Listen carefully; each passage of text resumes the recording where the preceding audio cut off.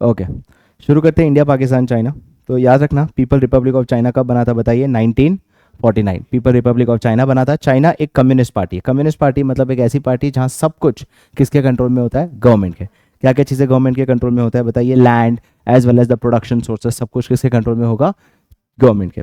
चलिए, इसका सबसे इंपॉर्टेंट कैंपेन जो तुम्हें याद रखना है वो है ग्रेट लीप फॉरवर्ड कैंपेन, जो कब इंट्रोड्यूस किया था? 1958। 1958 में ये इंट्रोड्यूस किया था। किसने इंट्रोड्यूस किया था बताइए? माओ ने। तुम्हें समझना है कि great leap forward campaign introduce क्यों किया था? क्यों किया था? इकोनॉमी को क्या करना है इनको बताइए? मॉडर्नाइज। इकोनॉमी को मॉडर्नाइज करने के लिए ये कैंपेन शुरुआत की थी। इस कैंपेन के दो पार्ट है, एक रूरल एरिया में शुरुआत की थी और एक कौन से एरिया में की थी? Urban area. रूरल एरिया में किसकी शुरुआत की थी बताइए? Commune system. किसकी शुरुआत की थी? Commune system. कम्युनिस्ट सिस्टम मतलब सब लोग मिलजुल के काम करेंगे, मिलजुल के आउटपुट को प्रोड्यूस करेंगे। और अर्बन एरियाज में हम क्या करेंगे? इंडस्ट्रीज ओपन करेंगे बैकयार्ड पे, क्योंकि उनका फोकस था कि इकोनॉमी को अगर मॉडर्नाइज करना है तो इंडस्ट्रियल सेक्टर को ग्रो करना है। तो अर्बन एरिया की रिस्पॉन्सिबिलिटी थी इंडस्ट्रीज को ग्रो करना, और रूरल एरियाज की रिस्पॉन्सिबिलिटी थी कि एग्रीकल्चर सेक्टर को ग्रो करना थ्रू कम्यून सिस्टम। क्या ये कैंपेन सक्सेसफुल हुआ? बिल्कुल भी सक्सेसफुल नहीं हुआ, और एक बहुत बड़ा ड्रॉट आया जिसके अंदर कितने लोगों की डेथ हो गई guys? Come on, 30 million people की डेथ हो गई थी। Is that clear guys? तो अभी हमने क्या पढ़ा बताइए? GLF campaign. जीएलएफ कैंपेन के अंदर हमने क्या क्या पॉइंट्स पढ़ा कि ये इंट्रोड्यूस कब हुआ था बताइए? 1958। 1958 में जब ये इंट्रोड्यूस हुआ था, ये किसने इंट्रोड्यूस किया था? माओ ने। एक एम क्या था? इकोनॉमी को क्या करना है? मॉडर्नाइज। दो एरिया में शुरू हुआ था, एक अर्बन और एक रूरल। अर्बन एरिया में क्या किया गया था? इंडस्ट्रीज ओपन करने को कहा गया इन देयर बैकयार्ड। और रूरल एरिया में किसकी शुरुआत की गई है? Come on, commune system. क्या ये सक्सेसफुल हुआ? नहीं। और कितने लोगों की डेथ हो गई? 30 मिलियन पीपल गाइस। इसके बाद दी मोस्ट इंपॉर्टेंट कैंपेन है 1978 के रिफॉर्म्स। याद रखना, एग्जाम में मोस्ट इंपॉर्टेंट क्वेश्चन है कि क्यों 98-78 के रिफॉर्म्स लाने पड़े, राइट? क्यों? क्योंकि जो माओइस्ट की पॉलिसी थी वो फेल की कि नहीं की? ऑब्वियसली फेल की गई। तो सबसे पहली बात देखो, इंडिया और पाकिस्तान में जो भी हमने न्यू इकोनॉमिक रिफॉर्म्स लाए, it was out of the compulsion of what? World bank और आईएमएफ। पर क्या चाइना में कोई कंपल्शन था? नहीं। तो पहली बात तो इन्होंने क्लियर आउट कर दी कि सर कोई कंपल्शन की वजह से हमने नहीं लाया। देयर इज नो कंपल्शन कि हमने उसकी वजह से लाया, कोई कंपल्शन नहीं था। तो फिर क्यों लाए? क्योंकि जो माओइस्ट की पॉलिसी थी, कैसी पॉलिसी थी माओइस्ट की बताइए? एक कंट्रोल्ड इकोनॉमी। कंट्रोल्ड इकोनॉमी मतलब सब कुछ कौन ओन करेगा? गवर्नमेंट। डिसेंट्रलाइज प्लानिंग और फॉरेन टेक्नोलॉजी को नहीं आने देना, मतलब ऐसी इकोनॉमी जहां बाहर वालों को आने नहीं देना, हम कुछ सब कुछ कंट्रोल करेंगे, प्राइवेट सेक्टर्स को अलाउ नहीं करोगे। ये सब कुछ क्या कर गया बताइए? फेल इस तरह से कर गया कि जो जीडीपी पर कैपिटा थी 1948 में जब चाइना बना था एज अ कम्युनिस्ट पार्टी, और 1978 तक वैसी की वैसी ही जीडीपी रही। There was no change in what? GDP per capita. और ये तीन कारण की वजह से चाइना में 1978 का रिफॉर्म्स आया। सी फर्स्ट क्या पॉइंट लिखोगे? Not out of compulsion. Second क्या था? Because of the Maoist policy. Maoist की पॉलिसी कैसी थी बताइए? Controlled economy. बाहर की टेक्नोलॉजी को आने नहीं देना, इन्वेस्टमेंट्स आने नहीं देना, वो सब कुछ क्या कर गया बताइए? फेल। और इसकी वजह से जीडीपी पर कैपिटा जो था वो सेम था कब? 1948 एज वेल एज इन 1978। शुरुआत होता है कि सर ये माओइस्ट की पॉलिसी थी क्या? What was 1978 reforms? ये जो रिफॉर्म्स था वो तीन सेक्टर में था। याद रखना, वो तीन सेक्टर क्या है? Agriculture, foreign trade and investment sector. ये तीन सेक्टर में लाया। याद रखना, मोस्ट इंपॉर्टेंट क्वेश्चन है चाइना का कि सर रिफॉर्म्स कहाँ का लाया? सबसे पहले एग्रीकल्चर सेक्टर में किस सिस्टम को लाया बताइए? Commune system. सर ये क्या होता है कम्यून सिस्टम? कम्यून सिस्टम का मतलब है कि हम आपको लैंड देंगे, नॉट फॉर लैंड देंगे किधर? रूरल एरिया में। सबसे पहली बात, रूरल एरिया में क्या किया? कम्यून सिस्टम को हटा दिया। कम्यून सिस्टम को हटा दिया तो इसका मतलब क्या हुआ कि अब फार्मर्स को लैंड दिया जाएगा, हर एक इंडिविजुअल को लैंड दिया जाएगा, but only for use, not for ownership. मतलब आपको लैंड अलॉट तो की जाएगी, कम्युनिटी सिस्टम नहीं होगी, हर एक को लैंड मिलेगी, but only for use, not for ownership. अब इससे फायदा क्या होगा कि जो भी उस लैंड की इनकम आ रही है वो सब कुछ किसको मिलेगा? फार्मर्स को। स्विस फार्मर्स को क्या पे करना है? टैक्सेस। तो बताइए पहला रिफॉर्म क्या लाया? एग्रीकल्चर में। एग्रीकल्चर सिस्टम में किसको हटा दिया बताइए? Commune system. किसको हटा दिया? Commune system. तो जब आपने कम्यून सिस्टम हटा दिया, इसका मतलब अब लैंड आप फार्मर्स को जो दोगे वो that will be given only for what? Use, not for ownership. अब उससे जो भी पैसा आएगा वो सब कुछ किसको मिलेगा बताइए? फार्मर्स को, बट आपको उसके बदले क्या पे करना है? कुछ टैक्सेस। चलिए लेटर फेज में क्या ला इंट्रोड्यूस किया था बस याद है? Private sector firms, township and village enterprise. मतलब पहले सब कुछ पब्लिक सेक्टर चलाता था, अब प्राइवेट सेक्टर्स भी आएंगे। प्राइवेट सेक्टर आएगा तो क्या आएगा बताइए? कंपटीशन, और गवर्नमेंट चाहती थी कि कंपटीशन ना आए, क्योंकि कंपटीशन से क्या बढ़ता है बताइए, एफिशिएंसी। तो इंडस्ट्रियल सेक्टर में क्या लाया, private sector, township and village enterprise, ताकि पब्लिक सेक्टर अब क्या फेस कर सके, कंपटीशन, और यही चाहती थी गवर्नमेंट। और तीसरी पॉइंट क्या थी, ड्यूअल प्राइसिंग। ड्यूअल प्राइसिंग क्या होता है, ड्यूअल प्राइसिंग मतलब एक ही प्रोडक्ट पर कितने प्राइस होंगे, दो, एक ही प्रोडक्ट्स पर कितने प्राइस होंगे, दो। सर इसका मतलब क्या है, फार्मर्स और इंडस्ट्रियलिस्ट यूनिट्स को कहा गया कि आप कुछ फिक्स क्वांटिटी उस भाव में खरीदोगे जिस भाव में कौन डिसाइड करेगा बताइए, गवर्नमेंट, और बैलेंस क्वांटिटी आपको क्या भाव में खरीदना पड़ेगा बताइए, मार्केट प्राइस। फॉर एग्जांपल अगर कोई फर्टिलाइजर है तो 4 क्वांटिटी आपको वो प्राइस में खरीदना है जो कौन डिसाइड करेगा, गवर्नमेंट, ताकि जो छोटे फार्मर्स है वो भी खरीद सके। पर अगर उससे ज्यादा क्वांटिटी खरीदनी है तो आपको क्या भाव में खरीदना पड़ेगा, मार्केट प्राइस। क्या ये चीज क्लियर हुआ? तो इंडस्ट्री के 2 पॉइंट्स कौन से सबसे पहले प्राइवेट सेक्टर लाया ताकि वो लोग क्या फेस कर सके बताइए, कंपटीशन। एंड सेकंड पॉइंट क्या लाया बताइए, फार्मर्स ड्यूअल प्राइसिंग, एक ही प्रोडक्ट पर कितने प्राइस, दो प्राइस, एक ही प्रोडक्ट पर कितने प्राइस, दो प्राइस। ओके गाइस, तीसरा चीज क्या इंट्रोड्यूस हुआ guys, come on, special economic zone. Special economic zone इसलिए बनाया गया ताकि फॉरेन इन्वेस्टर्स को बुलाया जाए और वो हमारे देश में क्या कर सके, इन्वेस्टमेंट। तो बताइए 1978 के रिफॉर्म्स कितने फेज में थे, 3 फेज में। पहला फेज कौन सा था, एग्रीकल्चर, सेकंड फेज कौन सा था, फॉरेन ट्रेड, और तीसरा फेज कौन सा था, इंडस्ट्रियल। एग्रीकल्चर में किसको हटा दिया बताइए, कम्यून सिस्टम, ताकि लैंड किसको दिया जाए, फार्मर्स को, only for use not for ownership, पर उससे जो भी फायदा वो किसको मिलेगा, फार्मर्स को, after paying some stipulated taxes. Industries में कंपटीशन लाया गया by introducing what, private sector. Second को क्या इंट्रोड्यूस किया, ड्यूअल प्राइस, एक ही प्रोडक्ट पर कितने प्राइस, दो प्राइस। एंड तीसरा हमने किसको बुलाया, स्पेशल इकोनॉमिक जोन। चलिए अब बात करते हैं पाकिस्तान की। सर पाकिस्तान में क्या हुआ, पाकिस्तान की अगर बात करें, कुछ ज़्यादा इंपॉर्टेंट क्वेश्चंस है नहीं, इसके अंदर एक ही इंपॉर्टेंट क्वेश्चन है, वो है कि पाकिस्तान में क्यों गरीबी आई। बट एक बार फिर से रिवाइज कर लेते हैं। पाकिस्तान इंडिपेंडेंट हुआ 1947, 1971 में पाकिस्तान में एक सिविल वॉर हुआ जिसकी वजह से पाकिस्तान 2 कंट्री में बढ़ गया, जो आज हम जाने जाते हैं east Pakistan and west Pakistan. जो वेस्ट पाकिस्तान है वो एक्चुअल पाकिस्तान है और ईस्ट पाकिस्तान क्या बन चुका है, Bangladesh. Is that clear? Sir ये एक मिक्स्ड इकोनॉमी है, बहुत सारे लोग गरीब है, 1/3 पॉपुलेशन जो है वो गरीब है।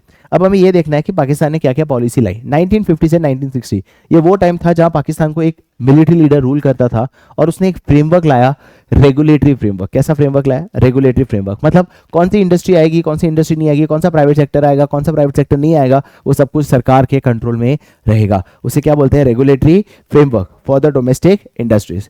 सर ये रेगुलेटरी फ्रेमवर्क इस तरह से था कि कोई भी कंज्यूमर गुड्स बनाए तो कौन बनाएगा और कौन नहीं बनाएगा वो कौन डिसाइड करेगा, गवर्नमेंट। कैसे करेगा, थ्रू टैरिफ प्रोटेक्शन। टैरिफ मतलब जिस सेक्टर में हम चाहते हैं कि प्राइवेट सेक्टर नहीं है वहां हेवी टैरिफ लगा दो, जिस सेक्टर में हम चाहते हैं वहां पे टैरिफ नहीं लगाओगे। Is that clear? तो बताइए कि कैसा फ्रेमवर्क था बताइए, रेगुलेटरी फ्रेमवर्क। उसके अंदर हमने क्या किया था, tariff protection against what, import of, for production of what, consumer goods, plus tariff protection और इंपोर्ट ऑफ सर्टेन गुड्स। मतलब सर बाहर से भी कोई गुड्स आएंगे तो कौन से आप चाहोगे और कौन से नहीं चाहोगे वो सब कुछ कौन डिसाइड करेगा, गवर्नमेंट। और गवर्नमेंट का जो हथियार था उसे हम क्या बोलते हैं, टैरिफ। टैरिफ मतलब टैक्सेस। इतना टैक्स लगा दो कि हम ही डिसाइड करेंगे कौन से गुड्स आने हैं और कौन से गुड्स नहीं आने। सर 1960 वो पाकिस्तान का गोल्डन रेवोल्यूशन था, बिकॉज पाकिस्तान का गोल्डन टाइम्स था बिकॉज उस वक्त आया ग्रीन रेवोल्यूशन। ग्रीन रेवोल्यूशन में सबसे पहली बात HYB सीट्स तो आती है, पर हमने पहले भी पढ़ा है, उसके लिए हमें चाहिए इंफ्रास्ट्रक्चर, और वो इंफ्रास्ट्रक्चर सरकार ने बनाया, राइट। पब्लिक ने इन्वेस्टमेंट्स किया, इंफ्रास्ट्रक्चर बनाया, और इसकी वजह से एग्रीकल्चर सेक्टर का जो ग्रोथ है वो काफी अच्छा रहा, और यहीं तक था पाकिस्तान का वो अच्छा टाइम। क्योंकि 1970s एंड लेट 1970 में बहुत सारे पॉलिसी में शिफ्ट हुआ। 1970 में सब कुछ आपने क्या कर दिया था बताइए, नेशनलाइज। नेशनलाइज का मतलब है कि सब कुछ किसके अंडर होगा, गवर्नमेंट के अंदर, राइट। और लेट 1970 में कंप्लीटली गवर्नमेंट की पॉलिसी क्या हो गई, शिफ्ट। जैसे एक टाइम पे आपने सब कुछ सरकार के कंट्रोल में ला दिया और अगले 5 साल में आपने सब कुछ सरकार के कंट्रोल से हटा दिया। ऐसा बहुत ही कम देश में होता है और वो यूनिक देश पाकिस्तान है। पहली बात नेशनलाइज किया और सब कुछ फिर वापस क्या कर दिया, डी नेशनलाइज। डी नेशनलाइज मतलब किसको इंकरेज किया बताइए, प्राइवेट सेक्टर्स। उन्हें बहुत सारे इंसेंटिव्स दिए। क्या क्या इंसेंटिव्स दिया जा सकता है, टैक्स कंसेशन देना, टैक्स हॉलीडेज देना, स्पेशल इकोनॉमिक जोन्स बनाना, ताकि किसको इंकरेज कर सके बताइए, प्राइवेट सेक्टर। जहां अर्ली 1970 में सब कुछ नेशनलाइज कर दिया, मतलब सब कुछ किसके कंट्रोल में होगा, गवर्नमेंट के। वापस लेट 1970 में सब कुछ क्या कर दिया, डी नेशनलाइज। इससे कौन खुश होगा, वेस्टर्न कंट्रीज। तो बहुत सारा फाइनेंशियल सपोर्ट आया किससे, वेस्टर्न कंट्री से। और एक खास बात याद रखना कि उस वक्त पाकिस्तान में एक और अच्छी चीज हुई कि मिडिल ईस्ट में बहुत सारे वर्कर्स की जरूरत होती थी क्रूड ऑयल के एक्सट्रैक्शन के लिए। तो वो सारे वर्कर्स कहां से गए बताइए, पाकिस्तान। तो पाकिस्तान को बहुत सारा फॉरेन करेंसी आने लगा। कैसे फॉरेन करेंसी आया कि जो मिडिल ईस्ट के वर्कर अपने घर में पैसा बेचते थे तो बहुत सारा पाकिस्तान को क्या अर्न होता था बताइए, फॉरेन करेंसी। क्या चीज क्लियर हुआ, समझ आया? ओके, तो बताइए पाकिस्तान का सबसे इंपॉर्टेंट क्वेश्चन है वो ये कि आखिर में पाकिस्तान में गरीबी क्यों है। तो याद रखना ये 4 पॉइंट बहुत इंपॉर्टेंट है, एग्जाम में पूछते ही है। What is the reason for reemergence of what, poverty, right. Pakistan की सबसे खास बात यह है कि पाकिस्तान का लैंड जो है वो काफ़ी ज़्यादा फर्टाइल है, उनका जो पंजाब एरिया है वो काफ़ी ज़्यादा फर्टाइल है, और फर्टाइल होने की वजह से उनका सबसे बड़ा कंट्रीब्यूशन जो जीडीपी को करता है वो है एग्रीकल्चर सेक्टर। अब इतना बड़ा सेक्टर जो आपकी जीडीपी को कंट्रीब्यूट करता है, क्या वहाँ अच्छी टेक्नोलॉजी थी? The answer is no. Agriculture sector was based on good harvest and not based on good technology. अच्छी हार्वेस्टिंग होगी तो अच्छा आउटपुट निकलेगा, अच्छी हार्वेस्टिंग नहीं होगी तो आउटपुट अच्छा नहीं लिखेगा। मतलब ना अच्छा इरिगेशन सिस्टम हुआ करता था, ना ही मॉडर्न टेक्नोलॉजी यूज होती थी, बस अच्छी फसल के बेसिस पे रहते थे। तो जिस वक्त बारिश खराब हो जाए या ज्यादा हो जाए, आपकी हार्वेस्टिंग खराब हो जाए, तो पूरा आपका एग्रीकल्चर आउटपुट ही क्या हो जाता था? कम। So when there is bad harvest there was a negative growth in what, agriculture. अब समझो आपके देश का सबसे इंपॉर्टेंट सेक्टर एक हार्वेस्टिंग पे डिपेंड करता है कि अगर हार्वेस्टिंग अच्छी है तो अच्छा करेगा, नहीं हार्वेस्टिंग है तो अच्छा नहीं करेगा। तो ऑलरेडी आप एक अलग ही लेवल पे चल रहे हो जहां आप कभी भी गिर सकते हो, क्योंकि आपका जो मेन सेक्टर है वो ही नेचर पे डिपेंडेंट है। सेकंड क्या आपको पढ़ा हमने? Foreign exchange. याद है किसी भी देश की नींव होती है कि उसके पास फॉरेन करेंसी कितनी है, क्योंकि उस फॉरेन करेंसी से वो जो चाहे वो इंपोर्ट कर सकता है, क्योंकि हर कंट्री हर चीज बना नहीं सकता है। अब फॉरेन एक्सचेंज के सोर्सेज क्या थे पाकिस्तान के? क्या वो एक्सपोर्ट से आते थे? क्या वो एक्सपोर्ट से आते थे? बिल्कुल भी नहीं, उनके एक्सपोर्ट से नहीं आते थे। वो पहले कहां से आते थे सर? वो एग्रीकल्चर एक्सपोर्ट, जो काफी ज्यादा कैसा था बताइए? वोलाटाइल। वोलाटाइल मतलब क्या? याद है मैंने कहा था एग्रीकल्चर एक अच्छी हार्वेस्टिंग पे डिपेंड करता था। तो जब अच्छी हार्वेस्टिंग नहीं होगी तो एक्सपोर्ट कहां से करोगे? तो एक्सपोर्ट जो था वो जो एग्रीकल्चर का था वो काफी ज्यादा कैसा था? वोलाटाइल। और दूसरा सोर्स क्या था बताइए? वो वर्कर्स जो कहां गए थे बताइए? मिडिल ईस्ट, उनसे पैसा आना। अब तुम बताओ क्या ये अच्छा सोर्स है इनकम? नहीं। तीसरा देखो सर, सबसे बड़ा कारण क्या उनके देश में है? Political stability. Sir political stability, instability इस तरह से है कि आज तक कोई भी सिविलियन लीडर, मतलब जो लोगों ने इलेक्ट किया हुआ लीडर है, वो कभी भी उन्होंने 5 साल का टर्म पूरा नहीं किया है। दिस साइंस है कि पॉलिटिकल इंस्टेबिलिटी बहुत ज़्यादा है, और जब देश में इंस्टेबिलिटी आती है तो कोई भी देश में इन्वेस्टमेंट्स नहीं करेगा। और सरकार ने बहुत सारा क्या ले लिया था बताइए? Loans. Is that clear guys? समझ आया? तो वो 4 पॉइंट्स कौन से बताइए? सबसे पहला क्या है कि agriculture was based on good harvesting and not based on good technology. Second जो सर उनका मेन सोर्स ऑफ इनकम था वो फॉरेन करेंसी। फॉरेन करेंसी उनके पास नहीं थी, क्यों? क्योंकि एक तो वो एग्रीकल्चर एक्सपोर्ट से लाते थे जो काफी ज्यादा वोलाटाइल होता था, और दूसरा क्या था बताइए? वो रेमिटेंस जो वर्कर्स मिडिल ईस्ट में गए, ये कोई अच्छे सोर्स नहीं है। तीसरा बड़ा कारण है उनकी पॉलिटिकल इंस्टेबिलिटी होना, एंड चौथा कारण क्या है? Growing dependence on what? Growing dependence on what? Foreign loans. चलिए अब हम बात करते हैं नेक्स्ट इंडिकेटर की, जो अगेन इंपॉर्टेंट क्वेश्चन है, दैट इज डेमोग्राफिक इंडिकेटर। हम इंडिया, पाकिस्तान, चाइना को मेजर करेंगे 6 इंडिकेटर से: population, growth rate of population, density, sex ratio, fertility rate and urbanisation. सबसे पहले बात करें अगर पॉपुलेशन में, इसको क्वेश्चन क्या होता है? Demographic indicator. Demographic indicator. सबसे पहले पॉपुलेशन की बात करें तो सबसे हाईएस्ट पॉपुलेशन किसकी है बताइए? चाइना, फिर इंडिया, फिर पाकिस्तान। और देखो किसी भी देश में अगर पॉपुलेशन ज्यादा होती है ना, तो आपके जो डे टू डे खर्चे वो इतने ज्यादा हो जाते हैं कि आप डेवलपमेंट के लिए कुछ खास पैसे बचते नहीं है। तो पॉपुलेशन ज्यादा होने से आपका कौन सा खर्चा बढ़ जाएगा बताइए? मेंटेनेंस। तो आपका जो डेवलपमेंट एक्सपेंडिचर है वो अपने आप क्या हो जाता है? कम। Second is growth rate. Growth rate का मतलब क्या हुआ कि सर पॉपुलेशन तो ज्यादा है, बट क्या चाइना का पॉपुलेशन ग्रोथ रेट ज्यादा है? नहीं, चाइना का पॉपुलेशन ग्रोथ रेट बहुत कम है as compare to India and Pakistan, क्योंकि चाइना ने बहुत जल्दी समझ लिया कि पॉपुलेशन बढ़ना एक प्रॉब्लम होगी देश के ग्रोथ के लिए। चाइना ने ऐसा क्या किया जिससे वजह से उनका ग्रोथ रेट इतना कम हुआ? That was one child policy जो उन्होंने इंट्रोड्यूस किया था। तीसरा डेंसिटी। डेंसिटी मतलब 1 स्क्वायर किलोमीटर में कितने लोग रहते हैं। अब हाईएस्ट डेंसिटी किसकी थी बताइए? इंडिया, फिर पाकिस्तान और फिर चाइना। देखो जब डेंसिटी ज्यादा होती है ना, एक एरिया में ज्यादा लोग रहते हैं, तो जो सर्विस है उसकी क्वालिटी उतनी अच्छी नहीं होती, क्योंकि रिसोर्सेज पे बहुत प्रेशर होता है। वहाँ का एजुकेशन सिस्टम, वहाँ का हॉस्पिटल, वहाँ का हर फैसिलिटी पे इतना प्रेशर रहेगा, क्योंकि लोग इतने ज्यादा है कि सर्विस उतना डिलीवर कर पाते कि क्वालिटी उतनी अच्छी नहीं हो पाएगी। नेक्स्ट क्या बताइए? सेक्स रेशियो, मतलब कितने मेल है वर्सेस फीमेल। और तीनों कंट्री ने वर्स्ट परफॉर्म किया है। तीनों का ट्रेडिशन ऐसा था कि they always preferred male over female, but yes India ने बहुत सारे मेजर्स लिए हैं वुमेन एम्पावरमेंट के लिए। क्या चीज clear? Next is what? Fertility rate. Fertility rate मतलब number of child born by a mother. अब फर्टिलिटी रेट के अंदर पाकिस्तान बहुत आगे है, then is India and then is what? China. And last क्या है? अर्बनाइजेशन। अर्बनाइजेशन बहुत इंपॉर्टेंट है गाइस, याद रखना कि किसी भी देश में सबसे हाईएस्ट अर्बनाइजेशन कहां मिलेगा आपको? चाइना। अब ध्यान रखना Pakistan is more urbanise than India. अब अर्बनाइज मतलब ज्यादा लोग अर्बन एरिया में रहना, ज़्यादा लोग अर्बन एरिया में रहने का मतलब ज़्यादा लोग कौन से सेक्टर में काम करना, इंडस्ट्री एंड टर्शरी। तो पाकिस्तान और में ज़्यादा अर्बनाइज है, मतलब ज़्यादा लोग एग्रीकल्चर में नहीं है, इंडस्ट्री और टर्शरी में है। और इंडिया में ज़्यादा लोग कहाँ है, agriculture, which is a bad sign. क्या चीज़ क्लियर? तो हमने डेमोग्राफिक इंडिकेटर को क्या क्या फॉर्म में किया, population, growth rate of population, density, fertility rate and urbanisation. चलिए बात करते हैं annual growth rate of GDP, मतलब देश की जीडीपी की फॉर्म में कंपेयर करेंगे कि भाई 1970 से लेके, तो 1980 से लेके 1990 में क्या हुआ, और फिर 2011 से लेके 2015 में क्या हुआ, है ना। इस पीरियड में 1980 से लेके 1990 में चाइना ने एक धमाकेदार ग्रोथ किया, डबल डिजिट ग्रोथ था। जहां पाकिस्तान हमसे बेटर ग्रो कर रहा था और हम इस पीरियड में सबसे पीछे थे। इन तीनों कंट्रीज में सबसे थर्ड पोजीशन पे कौन था, इंडिया, सेकेंड था Pakistan and first was China, जहां वो डबल डिजिट ग्रोथ कर रहा था। ये डबल डिजिट ग्रोथ होने का कारण था, ये वो कारण, सबसे पहले चाइना ने समझ चुका था कि उनकी पहली वाली पॉलिसी वर्क नहीं की। उन्होंने अपनी इकोनॉमी को चेंज कर दी from a controlled economy to which kind of economy guys, come on, controlled economy से किस तरह की इकोनॉमी, मार्केट। उसके लिए उन्होंने बहुत सारे रिफॉर्म्स लाए, दैट इज 1978 के रिफॉर्म्स, जो भूलना मत। इसकी वजह से ही उनकी इकोनॉमी कंट्रोल से कहां शिफ्ट हो गई, मार्केट। अब उनका सिंपल था, देश में इन्वेस्टमेंट लाओ, उनसे सीखो, फिर प्रोडक्ट बनाओ और पूरी दुनिया में बेचो। तो इन्होंने तीसरा क्या इंट्रोड्यूस किया बताइए, एफडीआई। एफडीआई लाना रहा through introduction of what, special economic zone. मैंने पहले कहा था China was the first country to introduce special economic zone, एक ऐसा जोन जहां आपको सारी सुविधाएं, आप आइए अपना बिजनेस सेटअप करिए, आपको सरकार की तरफ से सारी सुविधाएं मिलेगी, उसे क्या बोलते हैं, स्पेशल इकोनॉमिक जोन। वहां से बहुत सारा एफडीआई आया, उस एफडीआई के पैसे से प्रोडक्ट बनाना सीखा और उसकी वजह से उन लोगों ने क्या करना सीखा बताइए, एक्सपोर्ट रिलेटेड डोमेस्टिक प्रोडक्शन। मतलब चाइना का पहले से एम था कि वो दुनिया के सबसे बड़े एक्सपोर्टर बनना चाहते, जो उन्होंने अचीव किया 2010 में। क्या चीज क्लियर?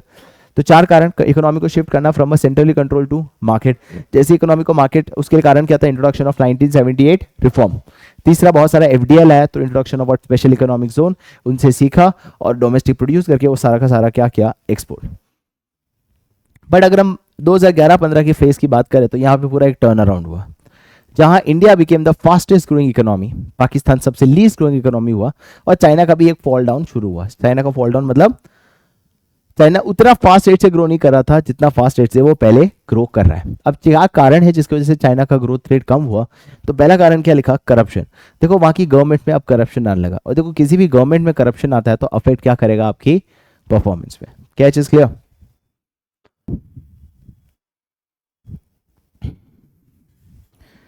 ओके गाइस, सो क्या वो कारण थे जिसकी वजह से चाइना का स्लो डाउन हुआ? सबसे पहली बात, चाइना की इकोनॉमी ही एक्सपोर्ट से चलती है, तो ग्लोबल में स्लो डाउन आएगा, ग्लोबल में रिसेशन आएगा, तो किस में रिसेशन होगा बताइए, चाइना में। और यही हुआ कि जब ग्लोबल स्लो डाउन आया तो चाइना में भी क्या आ गया, ग्रोथ रेट में डिक्लाइन हो गया। दूसरा कारण क्या है, चाइना में क्या आने लगा, करप्शन। अब करप्शन की वजह से बहुत सारे वहां के अच्छे पढ़े लिखे लोग कहाँ ट्रांसफर हो गए बताइए, दूसरे कंट्री में। और चाइना अब उस लेवल पे प्रोडक्शन नहीं कर सकता बिकॉज ऑफ बहुत सारा एनवायरमेंटल डिग्रेडेशन की वजह से। चाइना में बहुत ज़्यादा एनवायरमेंटल इशू है, that is the reason China उस लेवल का प्रोडक्शन नहीं कर पा रहा है। क्या चीज़ क्लियर हुआ? ये हमने बात की growth rate of different countries. अब हम बात करते हैं सेक्टोरल कंट्रीब्यूशन। हमारे दो ही टॉपिक बचे इस चैप्टर में, one is sectoral contribution and one is human development index. क्या चीज़ क्लियर? सबसे पहले बात करें अगर हम सेक्टोरल कंट्रीब्यूशन की, तो सेक्टोरल कंट्रीब्यूशन में हम बात कर रहे हैं कि भाई एग्रीकल्चर में क्या हालत थी, इंडस्ट्री में हमारे लोग कितने थे, और टर्शरी में हमारे लोग पहले कितने थे और अब क्या हुआ है। तो बहुत सिंपल है गाइस, देखो चाइना की अगर मैं बात करूँ ना, चाइना की पूरी एग्रीकल्चर लैंड कितनी है पता है, खाली 10% है। चाइना की टोटल लैंड का सिर्फ 10% लैंड कौन सी है, एग्रीकल्चर, और उसकी 80% जनता एग्रीकल्चर पे डिपेंड करती थी। इमेजिन करो किस लेवल की प्रॉब्लम थी, 10% ही एग्रीकल्चर लैंड है, उस पर 80% जनता थी। सरकार ने समझा यार ऐसे नहीं चलेगा, सरकार ने बोला कि भाई आप अपनी जगह छोड़िए, लीव योर फील्ड्स, एंड आप कौन से सेक्टर में काम करना शुरू करिए बताइए, इंडस्ट्रियल सेक्टर। और ये वर्क किया, और चाइना में आज सिर्फ 28% पॉपुलेशन ही है जो किस पे डिपेंड करती है बताइए, एग्रीकल्चर सेक्टर। जो पहले 80% थी, वहां से 28 हुआ। उसका कारण है कि चाइना के लोगों ने कहा, गवर्नमेंट ने कहा कि छोड़िए एग्रीकल्चर और कहां शिफ्ट होइए बताइए, इंडस्ट्रियल सेक्टर। क्या ऐसा ही कुछ कारनामा पाकिस्तान और इंडिया ने किया? The answer is no. क्योंकि पाकिस्तान हो या इंडिया हो, आज भी हमारे देश की मेजॉरिटी वर्कफोर्स कौन से सेक्टर में काम करती है बताइए? एग्रीकल्चर। और वही सीन पाकिस्तान में भी है। पाकिस्तान की 43% पॉपुलेशन कौन से सेक्टर में काम कर रही है बताइए? एग्रीकल्चर। तो जो कारनामा चाइना ने करके दिखाया एग्रीकल्चर में, वो हमने और पाकिस्तान ने करके नहीं दिखाया। अब सवाल ये होता है कि सर ठीक है सर, एग्रीकल्चर से शिफ्ट हुए तो कौन से सेक्टर में गए?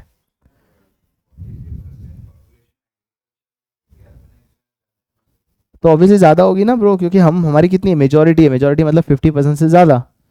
तो हमारी ज़्यादा एग्रीकल्चर में तो उनकी कम है, एग्रीकल्चर में तो उनकी ज़्यादा इंडस्ट्री और टर्शरी में है ना, इसलिए तो वो ज़्यादा अर्बनाइज्ड हमसे। अभी टाइम नहीं है। इंडस्ट्रियल सेक्टर, अगर इंडस्ट्री की मैं बात करूं तो इंडस्ट्री जीडीपी का सबसे बड़ा कंट्रीब्यूशन है चाइना। चाइना ने सबसे अच्छा काम ये किया कि एग्रीकल्चर से वो ज़्यादा सबसे ज़्यादा कहाँ शिफ्ट हुए? इंडस्ट्री। चाइना का सबसे बड़ा कंट्रीब्यूशन कौन सा सेक्टर करता है? इंडस्ट्री। और उनकी जो वर्कफोर्स है वो भी वैसी ही रही है। चाइना की जो वर्कफोर्स है पहले एग्रीकल्चर से कहाँ शिफ्ट हुई बताइए? इंडस्ट्री। और फिर इंडस्ट्री से कहाँ शिफ्ट हुई? Service sector. तो हमने इंडस्ट्री में ये पढ़ा कि चाइना का जो मेजर कंट्रीब्यूशन है जीडीपी में वो कौन करता है बताइए? उनका इंडस्ट्रियल सेक्टर। और दूसरा, वर्कफोर्स भी वैसे शिफ्ट हुई from agriculture to industry and industry to service. Sir ऐसा ही कुछ हुआ है पाकिस्तान और इंडिया में? जी नहीं। पहली बात, चाइना और इंडिया में, सॉरी, पाकिस्तान और इंडिया में मेजर कंट्रीब्यूशन इंडस्ट्रियल सेक्टर नहीं करता। अच्छा, तो फिर वर्कफोर्स का शिफ्ट का क्या हुआ? इंडिया एंड पाकिस्तान की जो वर्कफोर्स है वो डायरेक्टली फ्रॉम एग्रीकल्चर से कौन सी सेक्टर में शिफ्ट होगी बताइए? टर्शरी। ये अच्छी बात नहीं है, क्योंकि आपके देश की इंडस्ट्री ग्रो नहीं हो रही, किसी और देश की इंडस्ट्री ग्रो हुई है और उनका टर्शरी काम आप लोग कर रहे हो, राइट? तो हमारे में वर्कफोर्स शिफ्ट सीधा दिखा from agriculture to what? Tertiary sector. तो अगर हम टर्शरी सेक्टर की बात करें तो हमारे देश का सबसे बड़ा कंट्रीब्यूशन जो जीडीपी पे करता है वो कौन करता है बताइए? It is the tertiary sector. क्या चीज क्लियर हुआ? अब ये बात है कि सर अगर पाकिस्तान और इंडिया की बात करें तो ज्यादा लोग कौन सक्सेसफुल हुए वर्कफोर्स को शिफ्ट करना from agriculture to industry and tertiary? It is Pakistan, क्योंकि पाकिस्तान की ज्यादा वर्कफोर्स इंडस्ट्री एंड टर्शरी में काम करते हैं, जहां हमारी ज्यादा वर्कफोर्स कौन से सेक्टर में काम करती है? एग्रीकल्चर। इसीलिए हमने पहले में ही पढ़ा था Pakistan is more urbanised than India. चलिए आते हैं आखिरी क्वेश्चन पे, which is human development index. याद रखना ये अगेन बहुत इंपॉर्टेंट क्वेश्चन है। HDI इंडेक्स के थ्रू हम इंडिया, पाकिस्तान और चाइना को कंपेयर करने वाले हैं। अगर ह्यूमन डेवलपमेंट इंडेक्स की मैं बात करूं तो ह्यूमन डेवलपमेंट इंडेक्स एक कंपोजिट इंडेक्स है। Now what do mean by composite index? एक ऐसा इंडेक्स जो कंट्री की डेवलपमेंट को मेजर सिर्फ उसके जीडीपी के बेसिस पे नहीं करता, बहुत सारे फैक्टर के बेसिस पे करता है, इसीलिए हम इसको बोलते हैं एक कंपोजिट इंडेक्स है। सर एक बात बताओ, अगर ये कंपोजिट इंडेक्स है तो ये क्या क्या बेसिस पे मेजर करता है? तो ये किसी कंट्री के डेवलपमेंट को 3 फैक्टर पे मेजर करता है। पहला, उनका जीडीपी पर कैपिटा, मतलब पर पर्सन लोग कितना कमा रहे हैं। सेकंड, उनको मेजर किया जाता है उनके एजुकेशन से। तीसरा, उनके मेजर किया जाता है हेल्थ से।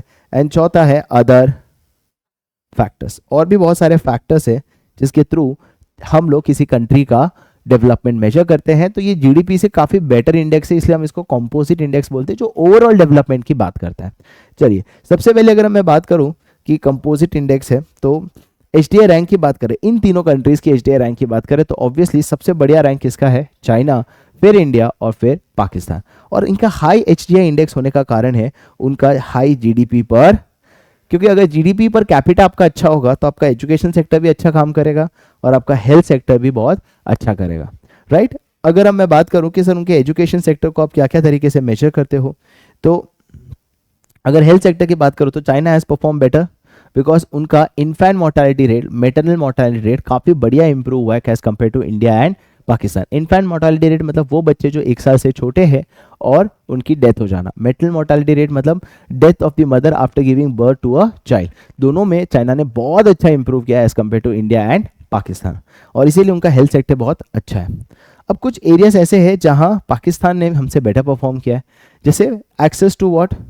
Percentage of population below poverty line. यहाँ पे बहुत ज्यादा अच्छा इंप्रूवमेंट पाकिस्तान का है कि उन्होंने ज्यादा लोगों को पॉवर्टी लाइन से बाहर निकाला है as compare to India. And दूसरा क्या है? Access to improve water resources, मतलब पानी का जो एक्सेस है उसमें भी Pakistan has perform better than India. अब एक इंडिकेटर है जो एक्चुअली अगर होता तो इंडिया का रैंक काफी बेटर होता, और उस इंडिकेटर को हम कौन सा इंडिकेटर कहते हैं बताइए? Liberty indicator. ये एग्जाम में अलग से भी पूछते हैं, what do you mean by liberty indicator? Sir ये बोलता है कि आपके पास क्या डेमोग्राफिक पार्टिसिपेशन है डेमोग्राफिक मतलब इक्वल पार्टिसिपेशन है। In which kind of decision making guys, come on. Social and political. Political मतलब क्या आपके पास वो इक्वालिटी है कि आप अपने देश का लीडर चूज कर सको। सोशल मतलब क्या आपके पास वो इक्वालिटी है कि आपके जो फंडामेंटल राइट है वो प्रोटेक्टेड है। फंडामेंटल राइट मतलब क्या कि सर आप राइट टू स्पीक, राइट, आपके जो जज है जिसके ऊपर आप भरोसा करते हो क्या वो इंडिपेंडेंट है या नहीं, क्या आपके कॉन्स्टिट्यूशनल राइट प्रोटेक्टेड है कि नहीं। ये सारे फैक्टर्स को हम बोलते हैं demographic participation in social and political decision making. और क्या इस इंडिकेटर में अगर ये इंडिकेटर इस HDI में होता तो हो सकता है इंडिया का रैंक बेटर होता, बिकॉज इंडिया का लिबर्टी इंडिकेटर काफ़ी अच्छा है as compare to Pakistan and China. And that's it guys, this chapter is over, chapter number 10, which is India, Pakistan and China.